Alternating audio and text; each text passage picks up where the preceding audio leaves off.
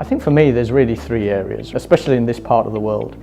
Approximately 70% of our labour force in the Middle East is really working for the government.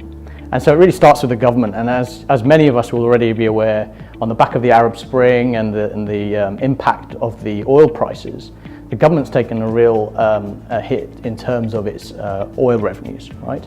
And so they really had to start to think about other ways of creating revenue for the labour force, but also for the economies.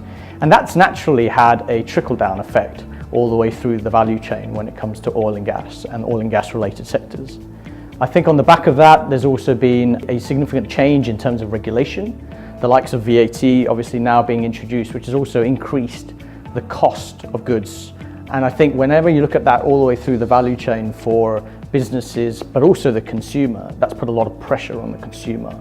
And so cost optimization has naturally fallen to the forefront, not only in terms of consolidating businesses, but also tightening up people's pockets. So how do they still maximize value for the shareholder when you've got a challenging revenue line? You've got to manage your cost base as much as possible. That's the first area. I think the second area is competition. Right? So you have two types of competition. You have an increasing level of competition in the market here because the market's maturing. So there's more people in the market fighting for the same product or the same services. Right? The second is you have incumbents. So you've got existing players in the market, but as the size of the pie has not been growing as fast as perhaps it once was, there's an increasing challenge between competitors to produce the best product at the highest quality, but for the lowest cost for the consumer.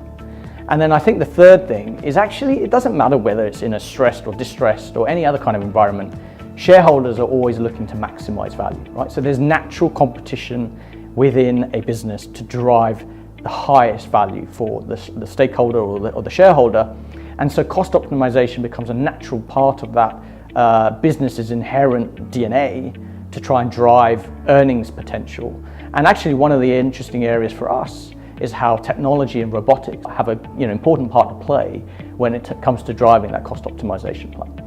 Well, I think the great thing about cost optimization is it actually works across all sectors, right? And I think today, especially in the Middle East, given the impact on the oil price and oil and gas market, that seems to be a natural place where there's probably the biggest opportunity. But the reality is it actually works all the way through the system. So whether you're talking about consumer business, whether you're talking about retail, or even real estate, we see there to be a huge opportunity. But for me, probably it's most likely in the oil and gas market, contracting and construction market, and then probably on a tertiary basis, it's probably more around the consumer business and retail side.